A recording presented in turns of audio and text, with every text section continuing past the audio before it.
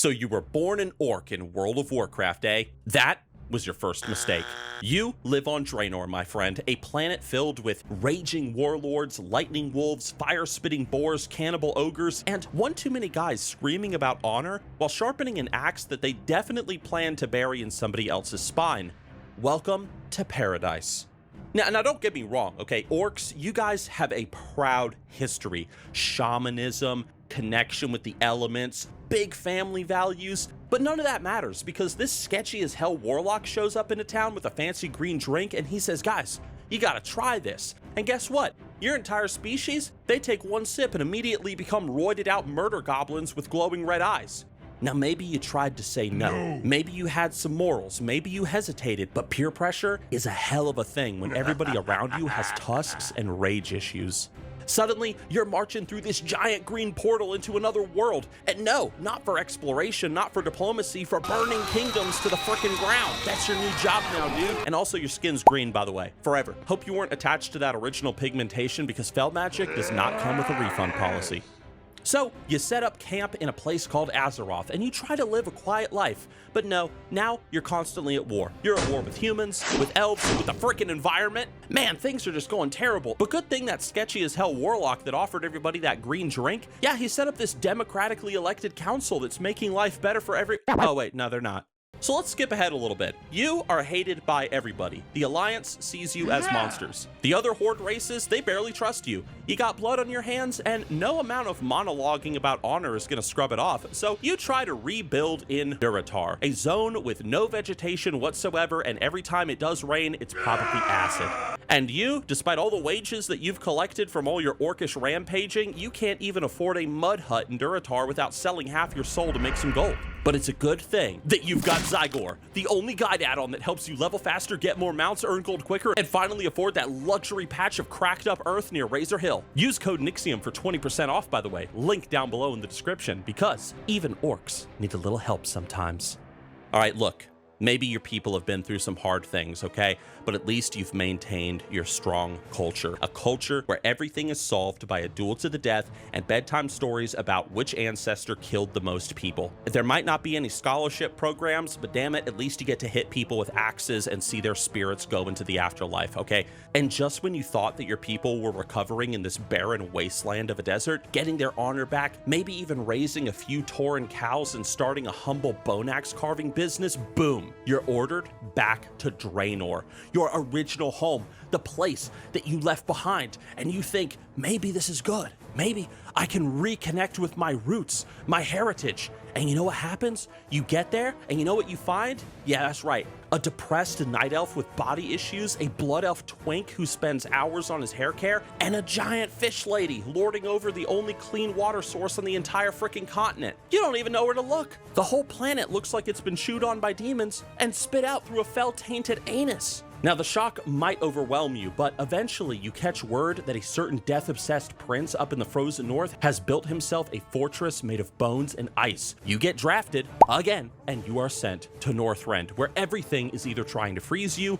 bite you, or raise you into undeath. You fly in on a zeppelin and immediately you get put on plague cleanup duty. You watch your fellow orcish soldiers get turned into meat puppets, you lose 3 toes to frostbite, and your commanding officer, dude, he just got turned into a ghoul who the other orcs are now throwing axes at. But then, a ray of hope.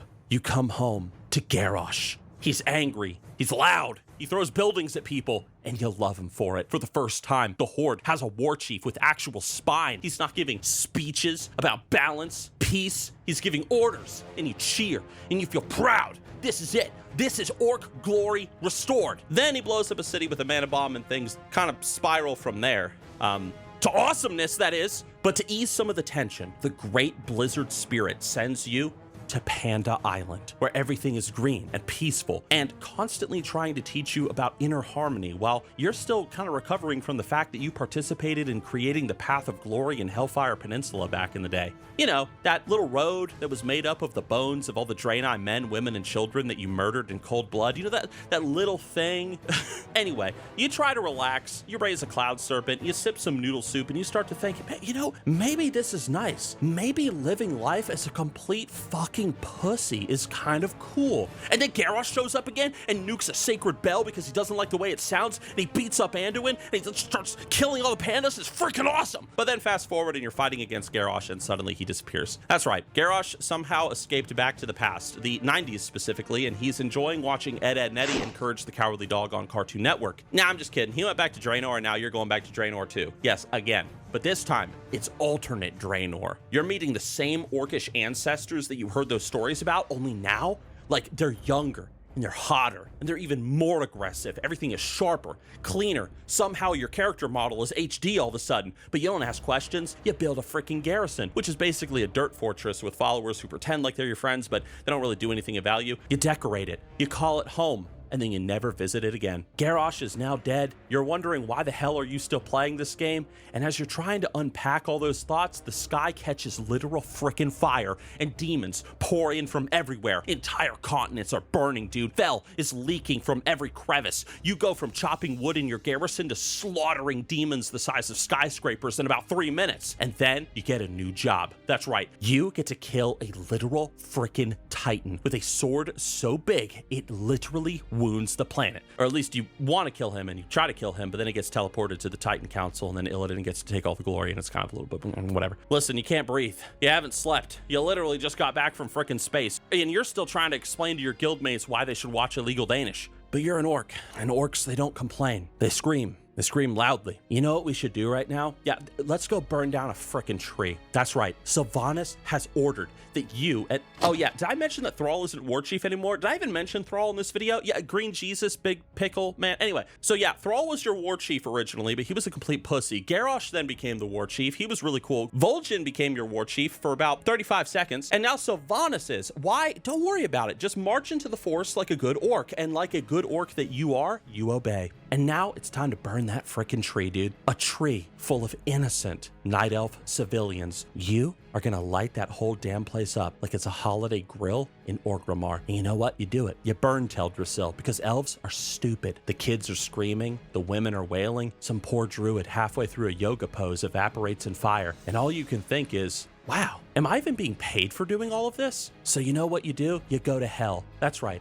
You go to hell to repent. What do you find? A giant gym rat vampire with a beef addiction and a god complex and his pissed off elf girlfriend, who was your war chief, by the way. You're literally in hell, and the only comfort you get is some Coffee Mancer coffee, which is linked down below in the description, which is brewed with hot notes of regret that you helped kill Garrosh, who was the best thing that ever happened to this game. Anyway, link in the description. And after all that, after going to literal hell, after all the burning, the suffering, and the killing of the innocents, and the betrayal, and the trauma, dragons. That's right. You finally catch a break. You get to fly around on some frickin' dragons, and you know what? It feels pretty good. You don't gotta kill anybody unless they ask for it. The music is peaceful, the skies are open, and for the first time since maybe the Third War, you kind of feel something. You know, something that isn't rage or indigestion. The Dragon Maw clan? Dude, those guys are crying tears of joy. They're doing loops, spins, corkscrews. You're free, man. You're free on your dragon. But of course, like all good things in World of Warcraft, it most certainly cannot last. Because the next week, there's probably going to be a giant void crab crawling out of a hole in the sky summoned by a giant pissed off evil elf woman with a magical compass. And that big ass crab is probably going to try to steal your soul through your eyeballs. And you and your boys from Razor Hill are once again going to be called up to die horribly in the next cosmic apocalypse. Now, it's hard being an orc, controlled by warlocks and constantly being sent to the front lines to die pointlessly for stupid causes. But, you know, you sigh. You put down your dragon reins, you pick up your axe, you adjust your stinky ass loincloth, and all you can say is, look Tar, and man, I really should watch the ranking World of Warcraft expansions from worst to best video, which is linked on the screen right now on YouTube. That's exactly what you say as you stare into the void, my friend. Thank you all for watching, and I'll see you with my next video.